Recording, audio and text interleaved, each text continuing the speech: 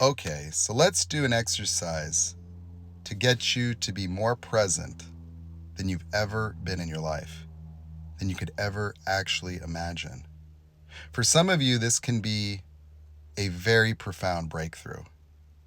Very profound. I'm going to teach you right now what is at the source of all human beings' lack of capacity to find freedom, fulfillment, or to exist present in the moment. We're just going to look at a very simple underlying cause. The cause is just language. The fall from grace was words. When human beings could use words to describe themselves, they segregated themselves in part from the world outside to pay attention to the world inside, the world of thought, reason, and understanding. Notice how when you're suffering the most in your life, you are most in your head. That if you want me to look at someone who's suffering, all I'm looking at is somebody who's thinking. Yeah. And they're thinking about themselves. And that's it. And that's the cause. Nothing else. And so here's what I want you to do. This is the first exercise. Now, while I'm talking right now, I want you to notice something really critical. You aren't listening to me. You think you are, and I mean, you're putting forth an effort, right? You're paying attention. But you see, what you're actually doing is you are listening to yourself, or rather, the voice in your head. You see, it tells you what's happening. You want to understand it, wrap your mind around it. Some people have already hung up on this video, scrolled past, because they already know where it's going. They understand this stuff already. They've got it figured out, and so there's nothing new coming for them. They're smart. But for those of you that are here, I want you to notice the voice. It might say like, well, what voice? Well, that one. Now, here is the exercise. When you say this statement, I want you to pay attention to the voice. For many people, the voice will get loud. It will be so disruptive. It will make you fumble. It is going to make you screw up. You're going to have anxiety. You are going to have disbelief. You are going to not believe it. You're going to think it might be an affirmation. You're going to start trying to really understand where this is going. Now, what I want you to do is I want you to put that to the side. I want you to just let that happen. I want you to notice that you are actually just interacting with the voice, having a conversation, but you aren't the voice. You're just listening to it. And so now I want you to listen to me, because I'm not talking to that voice. I'm talking to you, the you that you've been looking for. You that you've been looking for has something to say. That is who needs to talk. And so here's what you're going to do is you're going to say this statement out loud while noticing whatever you're experiencing.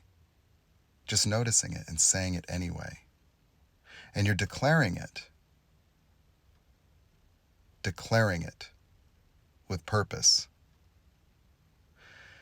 I give up the right to have the complaint that I am not good enough in my life forever. I give up the right to have the complaint that I am not good enough in my life forever. Be with yourself when you say this. For some people, you may notice something. You may notice something quite profound. But let's continue. I give up the right to have the complaint that there is something wrong with me in my life forever.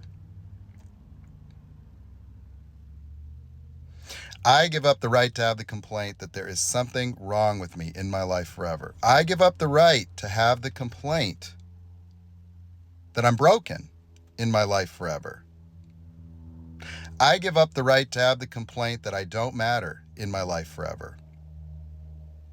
I give up the right to have the complaint that I don't know in my life forever.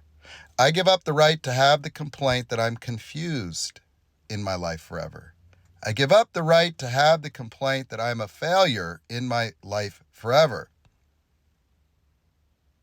I give up the right to have the complaint that I'm weak in my life forever. I give up the right to have the complaint that I'm small in my life forever. I give up the right to have the complaint that I'm bad in my life forever. Now, notice something.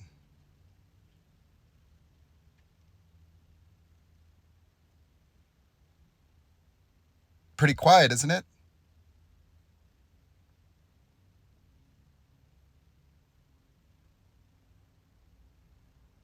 For some of you, it might be absolutely silent. And you might be trying to understand what you're experiencing right now. It might be difficult. You may not know. Well, what we call that is peace.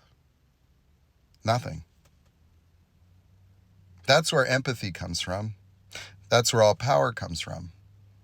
That's where creativity comes from. That's where objectivity comes from.